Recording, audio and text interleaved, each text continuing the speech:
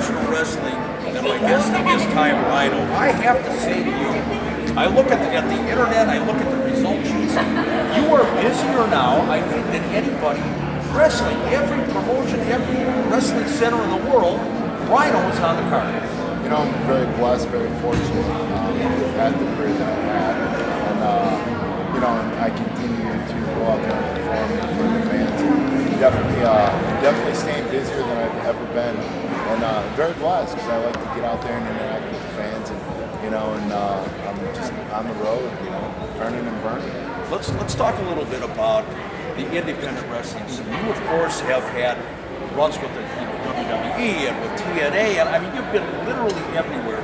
I always say this is wrestling at the grassroots level. This is the real pro wrestling in the United States. When you come to a town like Columbus, Ohio, and you perform the fans so close, you know, the interaction. How do you feel about it? Oh, it's great because the stars of tomorrow you're wrestling with today, and the young and the great talent, you know, like you have in your ring. You know, it's just you get in there and their hunger fuels you. You know, it makes you want to be better, and you remember what it was like when you were just starting out. So, you know, it rekindles a fire that burns inside of you still, and then you get to be able to jump in the ring with veterans. You know, like guys when I was a kid that I looked up to, like Uncle Tom. You get to meet them, and you know, veterans like that, Jake the Snake, they're still on the independent scene, and you know, they're doing really well. And it's just like, and I get to go out there and see.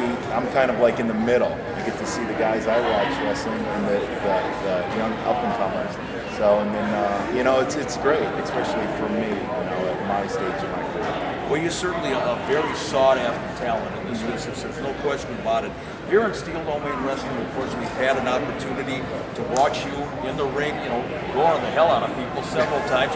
But I want to apologize on behalf of the promotion. A few years ago, we brought you into Brookings, South Dakota, and we didn't tell you at the time that you were going to be wrestling on a ring made out of cement. Yeah, that when I say, you know, the ring behind us is, you know, it's everybody's ring, from the promoter, from the guy taking the tickets, because it's like, it's our passion, you know, and we share it. The guys that set it up, you know, and that ring, I would not claim that ring.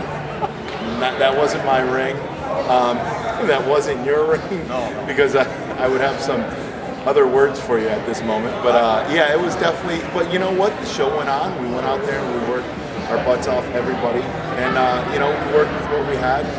You know, I'm still feeling some of the bumps that I took back then. But yeah, it was great. Steel Domain, you know, it's just a great place to be, and the young up-and-comers.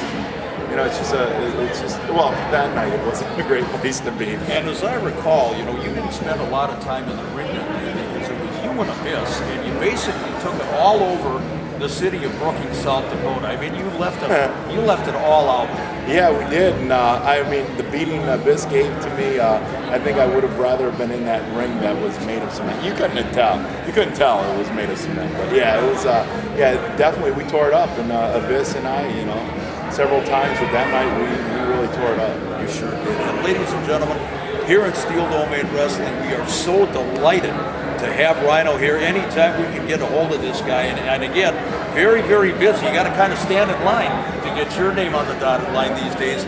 He is the one and only Rino.